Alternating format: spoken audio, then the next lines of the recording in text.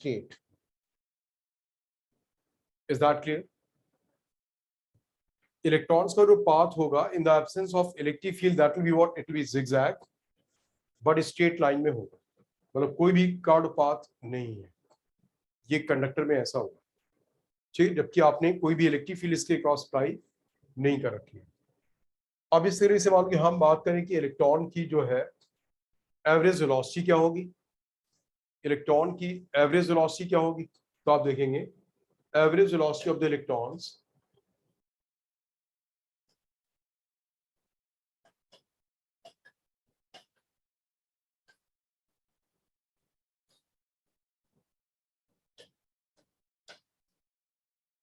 in the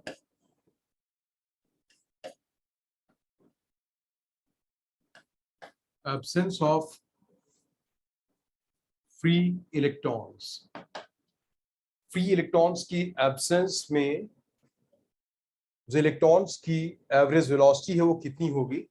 मैं n electrons की average velocity की बात करता हूं, तो आप देखो n इलेक्ट्रॉन्स की एवरेज वेलोसिटी होगी v average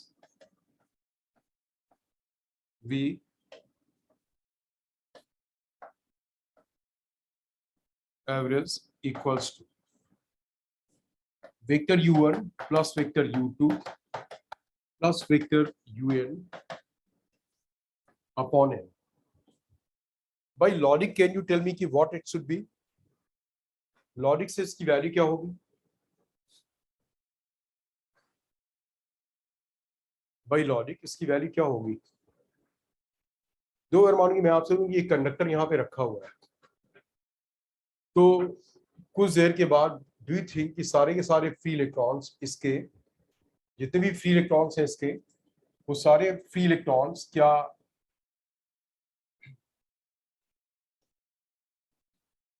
एक जगह इकट्ठे हो जाएंगे? कोई भी कंडक्टर कहीं पे रखा होगा तो उस कंडक्टर में सब जगह यूनिफॉर्मली डिस्ट्रीब्यूटेड फ्री इलेक्ट्रॉन्स हैं, किसी भी वॉल्यूम में equal free electrons. So now after some time do you think कि वो फ्री इलेक्ट्रॉन्स एक और कलेक्ट हो जाएंगे? नहीं होगा, वो तो जैसा है डिस्ट्रीब्यूशन वैसे ही रहेगा। आप नंबर ऑफ फ्री इलेक्ट्रॉन्स है इस पार्ट में लो, चाहे नंबर ऑफ फ्री इलेक्ट्रॉन्स इस वाले पार्ट में लो, चाहे इस वाले पार्ट में लो, चाहे इस वाले पार्ट में लो, किसी भी पार्ट में number of free electrons per unit volume क्या रहेगा? सेम। जो पहले था वही बाद में भी रहेगा। दिस इज क्लियर ना? जो पहले होगा, जो पहले था वही बाद में भी रहेगा, number of free electrons per unit volume. This is clear. So उससे क्या होगा कि जब number of free electrons per unit volume is going to be same,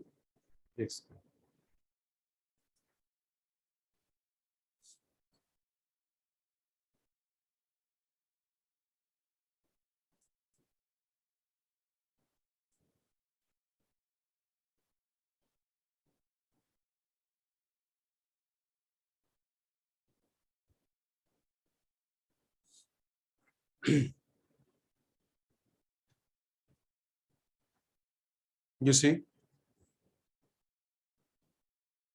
तो जब number of free electrons per unit volume same रहेगा तो that means कि जितने इलेक्ट्रॉन्स इस ओर जाएंगे उतने ही इलेक्ट्रॉन्स इस ओर आएंगे, जितने इलेक्ट्रॉन्स इस ओर जाएंगे उतने ही इलेक्ट्रॉन्स इस ओर जाएंगे। यानी ये सारे vectors u1 u2 u3 etcetera randomly oriented है, रैंडमली है, तो इन सबका वेक्टर सम क्या आएगा? जीरो। डिफरेंट इलेक्ट्रॉन्स की वेलोसिटी रैंडमली किसी भी डायरेक्शन में है तो उसका एवरेज क्या आएगा? जीरो। क्योंकि अगर एवरेज जीरो नहीं होता तो इसका मतलब कि कोई एवरेज वेलोसिटी होती तो सारे के सारे फ्री इलेक्ट्रॉन्स मूव करके उसी डायरेक्शन में चले गए होते, जिसका एवरेज क्या आएगा?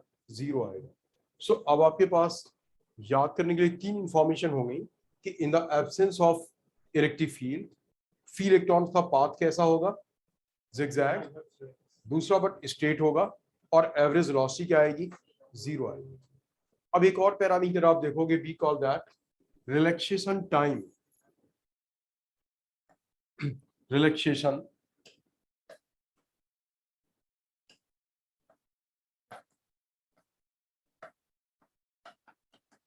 रिलैक्सेशन टाइम की डेफिनेशन पहले नोट कर लो। Relaxation time is the average time, relaxation time is the average time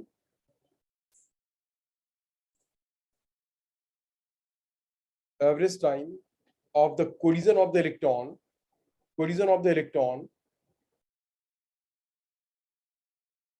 with the atoms.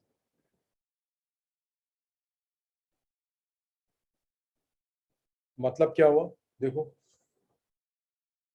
मतलब ये हुआ जैसे एक इलेक्ट्रॉन यहां से गया और इस एटम से टकराया, तो ये एटम काफी पास में, कोलिजन जल्दी से हो गया। पहली बार का टाइम t1 था, ठीक से सुनना। अगले बार यहां गया, इसे थोड़ा ज्यादा लेंथ ट्रेवल करनी पड़ी, टाइम ज्यादा लगेगा यहां तक पहुंचने में। तो किसी कोलिजन में टाइम कम लगेगा, किसी कोलिजन में काफी कम टाइम लगेगा, काफी कम डिस्टेंस ट्रेवल करना पड़ा, किसी कोलिजन में बहुत दूर जाना पड़ेगा। तो क्या हुआ, टाइम ज्यादा लगेगा। मतलब सारे कोलिजन्स में इक्वल टाइम नहीं लगता है। तो अगर आप n कोलिजन्स का टाइम लो और n से डिवाइड कर दो तो एवरेज टाइम आ जाएगा। तो आपने बिल्कुल ऐसे ही किया कि n कोलिजन्स का टाइम लिया, रिलैक्सेशन टाइम टाउ, डेफिनेशन आप नोट कर ही चुके हो, that equals what, t1 plus t2 plus tn upon what n। आप समझ गए ना, between all the collisions equal time does not take place. दो कोलिजन्स के बीच का जो टाइम है दैट इज नॉट इक्वल। दो कोलिजन्स के बीच का टाइम क्या होगा, अलग अलग होगा, कभी कम कभी ज्यादा। तो आप एक ही इलेक्ट्रॉन के n कोलिजन्स का टाइम लोगे, t1 t2 t3, उसका एवरेज निकालोगे, so that is what, relaxation time. ठीक है ना, time between two successive collisions. ठीक है ना, सिंपल वर्ड्स में ये भी नोट कर लो, time between two successive collisions, time between two successive collisions, है ना, time between two successive collisions. तो जहां आपने लिखा time between two successive collisions, तो टाइम के पहले कर दो एवरेज। टाइम के पहले क्या लिख दो, average time between two successive collisions, this called what, relaxation time. अब बच्चों ये देखो, इलेक्ट्रिक फील्ड की प्रेजेंस में कैसे होगा। जब इलेक्ट्रिक फील्ड है तो इलेक्ट्रिक फील्ड की प्रेजेंस में क्या होगा, look at this, in the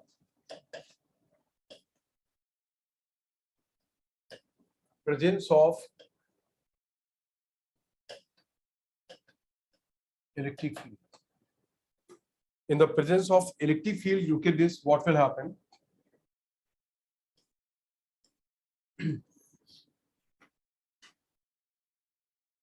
These are atoms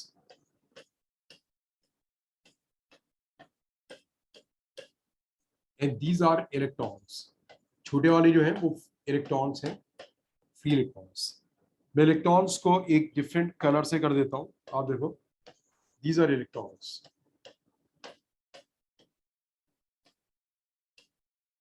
ये जो ये इलेक्ट्रॉन्स। अब आपने बैटरी कनेक्ट कर दी,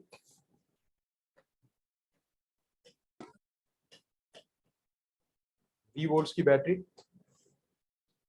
तो बैटरी से जब कंडक्टर के cross potential difference B generate हो गया, 20 वोल्ट्स की बैटरी से कंडक्टर क्रॉस वोल्टेज क्या होगा, V होगा। तो कंडक्टर क्रॉस इलेक्ट्रिक फील्ड आ जाएगी इस ओर, और E की वैल्यू क्या होगी, B by L। L is the length of the conductor, तो इसके क्रॉस इलेक्ट्रिक फील्ड E कितनी होगी, V बाई L। अब इलेक्ट्रॉन्स के ऊपर फोर्स किस ओर लगता है, इलेक्ट्रिक फील्ड के ऑपोजिट। इलेक्ट्रॉन्स के ऊपर फोर्स किस ओर लगता है, इलेक्ट्रिक फील्ड के ऑपोजिट। तो कोई भी जो इलेक्ट्रॉन है उसके ऊपर फोर्स अगर इस ओर इलेक्ट्रिक फील्ड E है, तो फोर्स उसके ऑपोजिट लगेगा कितना, E into E। Q into E force बताया था ना, Q चार्ज के ऊपर E इलेक्ट्रिक फील्ड में फोर्स Q इंटू E। तो E इंटू E, क्योंकि E is the electronic charge, तो वेक्टर फॉर्म में आप लिखोगे F equals what, E into E, इतना फोर्स। तो इलेक्ट्रॉन का एक्सेलरेशन A कितना आएगा,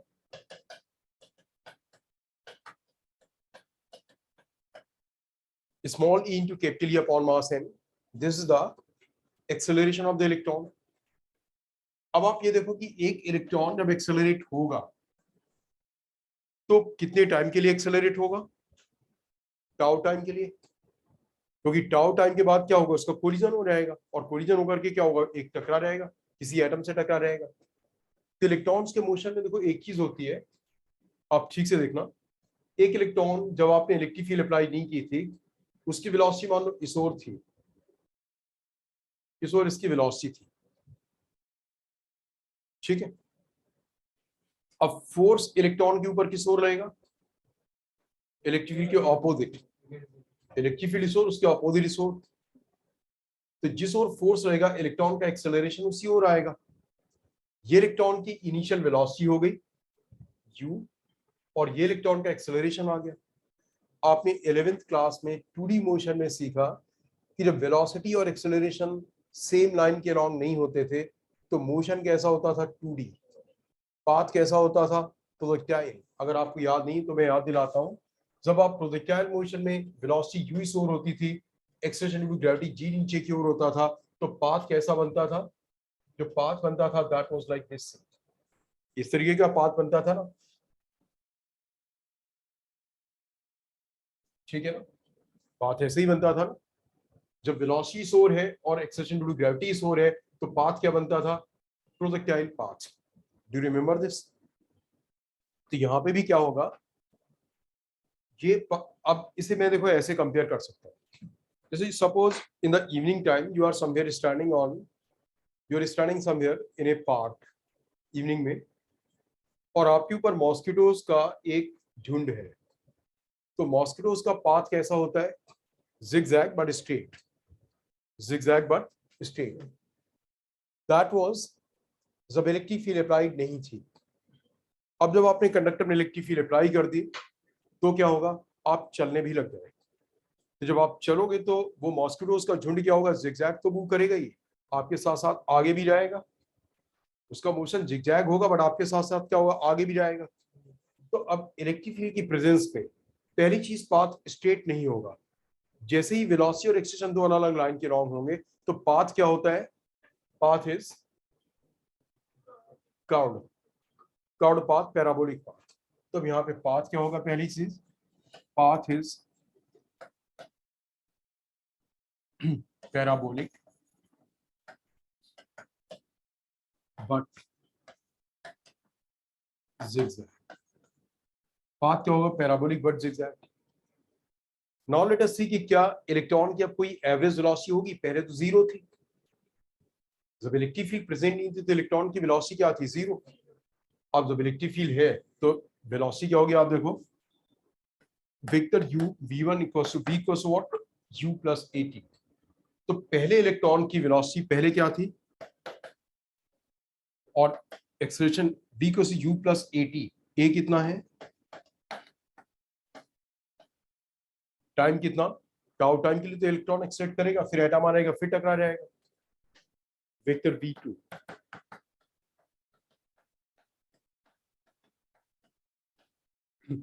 इस तरीके से nth इलेक्ट्रॉन के लिए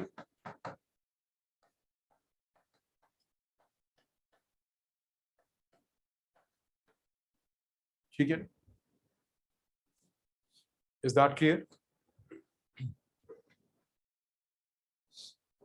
आप समझ गए ना? नाउ यूल सी, अभी देखोगे। अब जब हम इसका नोट कर लिया ना अपनी, मैं जब इसका टोटल करता हूं इस इक्वेशन का तो ये क्या आएगा? Vector v1 plus vector v2 plus vector vn is equal to, इन vector u1 plus v2 plus un, इन सब का सम क्या आएगा?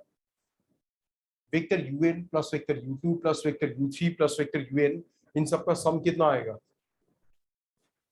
जीरो। आप देखो अभी अभी तो आपने किया था थोड़ी देर पहले, जीरो आया था ना उसका सम। तो इसका सम तो जीरो आ गया सबका, प्लस ये वाला टर्म n मार है तो क्या आ गया? ये आ गया, आ गया ना। ये वाला टर्म n बार है तो इतना आ गया, ठीक है। जिनसी अब एवरेज वेलोसिटी क्या होगी?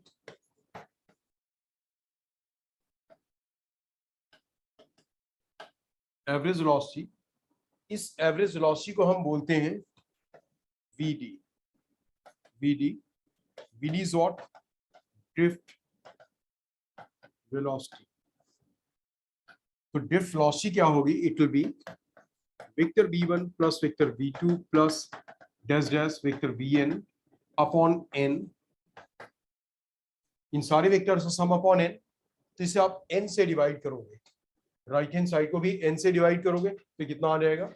P into E upon mass m into tau. Is that clear? इसमें n है ना, और आप इसे n से ही डिवाइड करोगे, एवरेज निकालेंगे तो क्या रहेगा? Small e into capital E upon mass m into tau. So ये आपकी ड्रिफ्ट वेलोसिटी vd की वैल्यू आ गई. vd की वैल्यू क्या आ गई? It is the small e into capital E upon mass m into tau. This is the drift velocity. ये ड्रिफ्ट वेलोसिटी है, ठीक है ना? This is the drift velocity, right?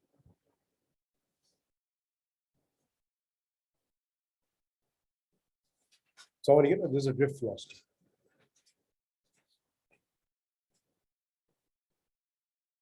This is clear ना?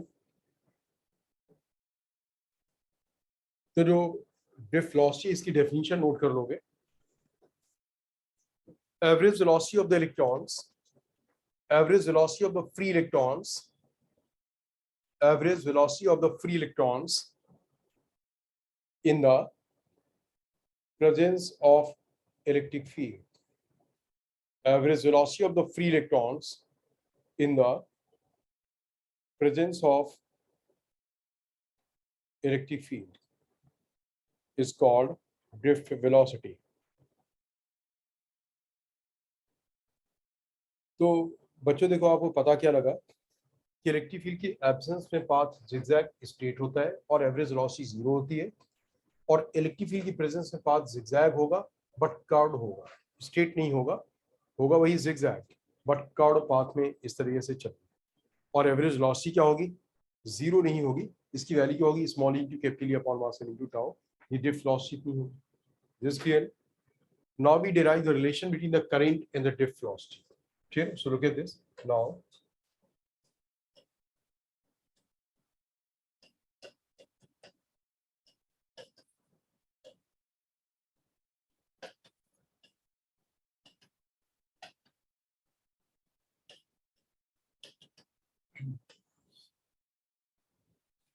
करंट और ड्रिफ्ट वेलोसिटी के बीच का रिलेशन हम लोग डिराइव कर रहे हैं. तो आप देखोगे, make the figure. This is a conductor जिसकी length L. You apply the voltage across it V. और जैसे कि होता है, इसके अंदर भी क्या है? एटम्स हैं. एटम्स को मैं ग्रीन कलर से मार्क कर रहा हूं.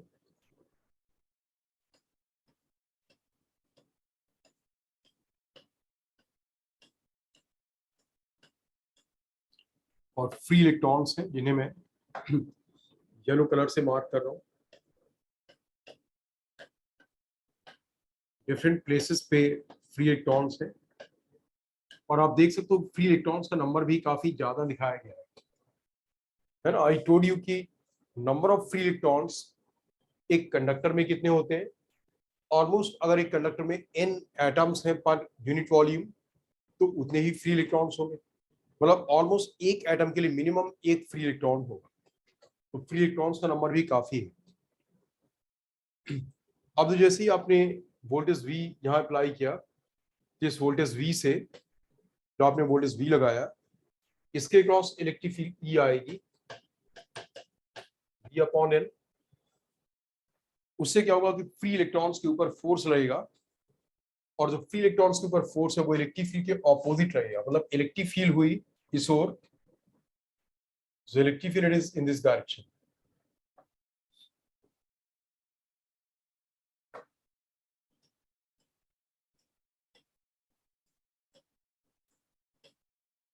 तो इलेक्ट्रॉन्स के ऊपर फोर्स उसके ऑपोजिट लगेगा, और इलेक्ट्रॉन्स उस ओर चलना स्टार्ट कर देंगे. अब बच्चों एक बात देखोगे आप कि ऐसा नहीं जैसे इन फ्री इलेक्ट्रॉन्स के ऊपर फोर्स इस ओर लगा तो ये वाले फ्री इलेक्ट्रॉन्स यहाँ वाले यहाँ पे पहुंच गए, यहाँ वाले फ्री इलेक्ट्रॉन्स बैटरी के पॉजिटिव पे वापस पहुंच गए, तो यहाँ वाला प्लेस खाली हो गया फ्री इलेक्ट्रॉन से। ऐसा नहीं, यहाँ के फ्री इलेक्ट्रॉन्स यहाँ आ जाएंगे, यहाँ के फ्री इलेक्ट्रॉन्स बैटरी के पास पहुंच गए, यहाँ के फ्री इलेक्ट्रॉन्स यहाँ पहुंच गए, और बैटरी से फ्री इलेक्ट्रॉन्स उतने ही यहाँ आ जाएंगे। मेरा मतलब जब इलेक्ट्रिक फील्ड नहीं थी तब कंडक्टर में free electrons in the unit volume was n। तो जब इलेक्ट्रिक फील्ड होगी तब भी कंडक्टर में free electrons in the unit volume is not n। मतलब केवल क्या था, जब इलेक्ट्रिक फील्ड नहीं थी तो वो फ्री इलेक्ट्रॉन्स क्या थे, एवरेज वेलोसिटी 0 थी। और जब आपने इलेक्ट्रिक फील्ड अप्लाई कर दी तो किसी भी प्लेस में number of free electrons per unit volume is not changing, उतने ही है। जहां के इलेक्ट्रॉन यहाँ पहुंच गए उसके पीछे वाले इलेक्ट्रॉन्स वहां आ गए, तो नंबर तो जितना था उतना ही रहा। ठीक है ना? तो आप इस बात को नोट कर लोगे कि the number of free electrons in the conductor in the unit volume, the number of free electrons in the conductor in the unit volume is n। The number of free electrons in the conductor in the unit volume is n. And is n. Number of free electrons in the unit volume of the conductor is n, and it does not change by the application of the electric field. And it does not change by the application of the electric field. ये नहीं कि आपने electric field apply की और free electrons का number unit volume में change हो गया, वो चेंज नहीं होगा। आप समझ गए ना, वो उतना ही रहेगा। तो मेरी बात ठीक से सुनोगे, ये थोड़ा सा इंटेलिजेंट पॉइंट है। जैसे अगर मान लो कि टी टाइम में इस क्रॉस सेक्शन से, look at this, T time में इस क्रॉस सेक्शन से,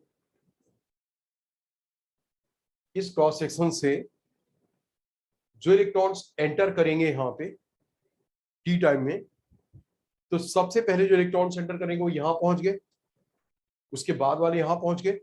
मतलब पूरे टी टाइम में जो सबसे पहले इलेक्ट्रॉन्स एंटर करे वो यहाँ पहुंचे, उसके बाद वाले यहाँ, उसके बाद वाले यहाँ। तो जो इलेक्ट्रॉन्स टी टाइम यहाँ से एंटर करेंगे वो इलेक्ट्रॉन्स कितनी डिस्टेंस तक प्रेजेंट होंगे, मैं यहाँ लिखता हूं,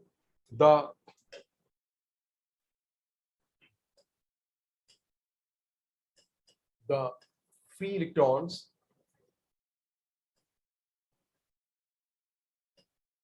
that enter into the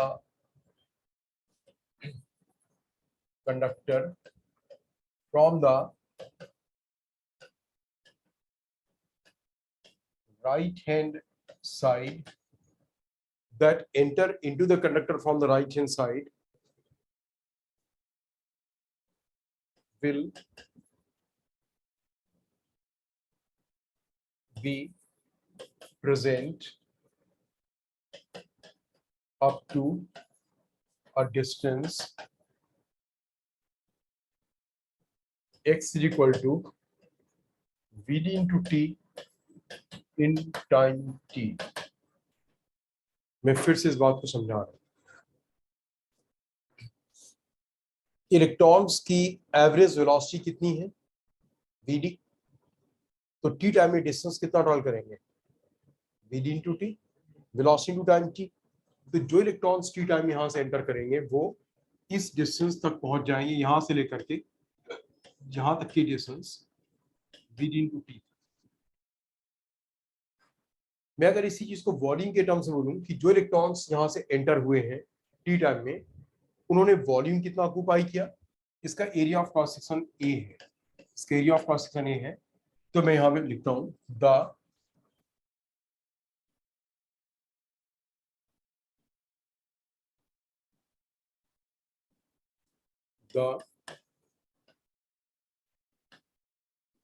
volume occupied by the free electrons, the volume occupied by the free electrons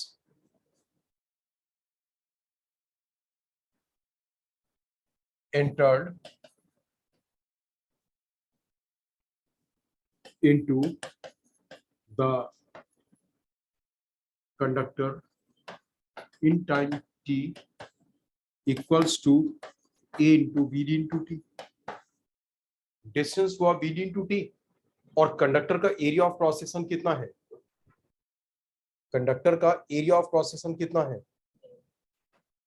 ए, तो वॉल्यूम कितना ऑक्यूपाई होगा? A into B D into T, इतना वॉल्यूम ऑक्यूपाई होगा, होगा ना? This will be the volume occupied. अब आपको पता है यूनिट वॉल्यूम में कितने फ्री इलेक्ट्रॉन्स हैं? एन। ये मैं पहले आपको नोट करा चुका हूं, मैं यहां फिर से लिख देता हूं। The number of free electrons per unit volume is n. Number of free electrons per unit volume is what? n. एक बार फिर से नोट कर ही लो यहाँ पे ना, number of free electrons per unit volume is n. Number of free electrons per unit volume is what? n. तो इसका मतलब कि इतने वॉल्यूम में कितने फ्री इलेक्ट्रॉन्स होंगे? So electrons in A into Vd into T volume equals to NaVd into T. तो इतने वॉल्यूम इलेक्ट्रॉन्स होंगे, कितने वॉल्यूम में? इतने इलेक्ट्रॉन्स कितने वॉल्यूम में होंगे? A into Vd into T volume में इतने इलेक्ट्रॉन्स होंगे। आप मेरी बात समझ रहे हो ना? नहीं, जो इलेक्ट्रॉन्स एंटर हुए उन्होंने डिस्टेंस इतनी ट्रेवल की, एरिया ऑफ क्रॉस सेक्शन है, तो इलेक्ट्रॉन्स कितने वॉल्यूम तक पहुंच गए? ए से मल्टीप्लाई कर दो। इलेक्ट्रॉन से कितने वॉल्यूम तक पहुंच गए आप उसके लिए ए से मल्टीप्लाई कर दो, इतने वॉल्यूम में पहुंच गए। और यूनिट वॉल्यूम में जब एन इलेक्ट्रॉन्स होते तो इतने वॉल्यूम में कितने इलेक्ट्रॉन्स होंगे? Into N. समझ गए ना? इतने इलेक्ट्रॉन्स होंगे। तो ये कौन से इलेक्ट्रॉन्स हैं जो टी सेकेंड्स में एक क्रॉस सेक्शन को क्रॉस करके आगे गए? वही इलेक्ट्रॉन्स हुए ना, जो इलेक्ट्रॉन्स किसी भी क्रॉस सेक्शन को क्रॉस करके टी सेकेंड्स में आगे गए। मैं सेंटेंस को दोबारा से लिखता हूं, मतलब एक और एक्सप्लेनेटरी फॉर्म में लिखता हूं। आई राइट इट लाइक दिस से, so the number of free electrons which have crossed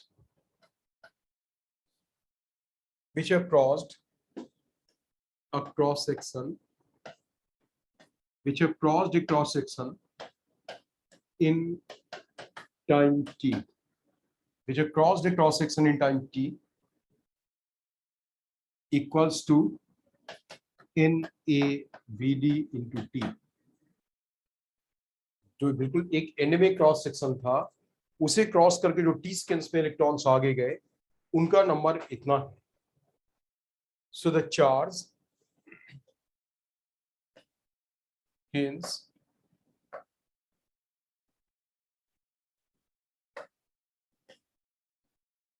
hence the charge crossing a section in time t is equal to NeAVd into T। एक क्रॉस सेक्शन को cross करके जो charge आगे गया, T seconds में इतना charge आगे गया, तो आप फर्दर कह सकते हैं it implies that charge passing through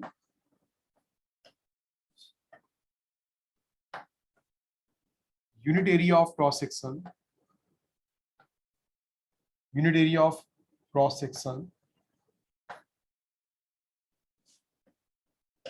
in time t।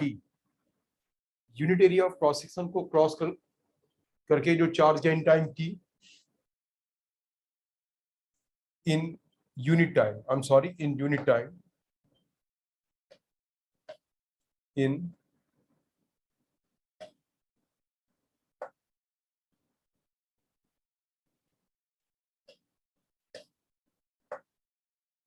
in unit time equals to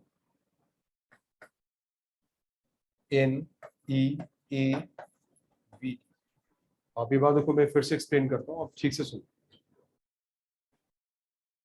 इतने इलेक्ट्रॉन्स क्रॉस करके गए थे, एक इलेक्ट्रॉन के पास चार्ज क्या होता है E, तो कितना चार्ज क्रॉस करा, इतना चार्ज कितनी देर में क्रॉस करा, T टाइम में। इतना चार्ज कितनी देर में क्रॉस करा, ध्यान से यहाँ देखो, ये जो चार्ज है इतना चार्ज कितनी देर में क्रॉस करा, T टाइम में। तो यूनिट टाइम में कितना चार्ज क्रॉस करेगा, T से डिवाइड कर दो इतना चार्ज। और यूनिट टाइम में जो चार्ज क्रॉस करता है उसका नाम क्या होता है, यूनिट टाइम में जो चार्ज क्रॉस करता है, what we call that charge, एकता। उस चार्ज का नाम क्या होता है, एकता। उस चार्ज को का नाम क्या होता है, एकता होता है ना, नहीं फिर क्या, पार्थ। उसका नाम होता है करंट। अभी आज डेफिनेशन में बताया ना कि charge passing in unit time is called what, so this is what it is, current. ये क्या हो गया, करंट। इसका मतलब ये हुआ कि current I equals to NeAV। हम लोग रिलेशन कौन सा डिराइव कर रहे थे, we were trying to derive the relation between the electric current and drift velocity। तो रिलेशन आ गया I इक्वल्स टू NeAV आ गया। अब ये रिलेशन हुआ, अब मानो कि आपके पास एक कंडक्टर है, तो अभी तक आपने दो रिलेशन आज डिराइव किया आज की क्लास में। एक रिलेशन ये वाला और एक रिलेशन आपने डिराइव किया VD equals to small E into capital E upon mass M into tau. एक क्या वाला रिलेशन डिराइव किया, आप समझ गए ना इससे। अब आप ये देखोगे, नाउ वी डू, जैसे ओम्स लॉ B को सो IR, आपको सबको ये 11th क्लास से पता है, ये 10th क्लास से B को सो IR पता है। मैं अभी ओम्स लॉ थोड़ी देर में कराऊंगा, बट ओम्स लॉ के पहले एक मैं सिंपल सर्किट बता रहा हूं, जो सिंपल सर्किट आपने 10th क्लास में भी किया, ठीक से देखना। This is simple circuit. Basically simple circuit हम बोलते किसे है, सिंपल सर्किट वो होगा जिसमें केवल एक लूप होता था। 10th क्लास में आप जो भी सर्किट करते उसमें एक लूप होता था, उसी लूप में रेजिस्टेंस सीरीज में, पैरेलल में वगैरह में होते थे। तो जैसे कि एक ये बैटरी है 10 वोल्ट्स की, और ये इंटरनल रेजिस्टेंस इसका 0.5 ohms। Then here we have एक और बैटरी, ये 2 वोल्ट्स की है, 2 वोल्ट्स, इंटरनल रेजिस्टेंस 0.5 ohms, और ये एक रेजिस्टेंस है 15 ohms का। This resistance is what, 15 ohms make the circuit। इस सर्किट को बनाओ, this 15 ohms।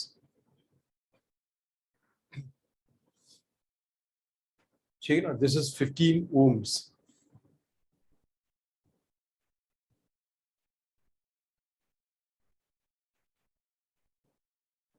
अब बच्चों सबसे पहली चीज क्या है कि आपको, जैसे मैंने बोला, ये जो रेजिस्टेंस बैटरी के नेगेटिव टर्मिनल के पास में, बड़ा वाला टर्मिनल क्या होता है पॉजिटिव, छोटा वाला टर्मिनल क्या होता है नेगेटिव, और नेगेटिव टर्मिनल के बाद में जो रेजिस्टेंस बना ना लेफ्ट में, ये होता है इंटरनल रेजिस्टेंस, इंटरनल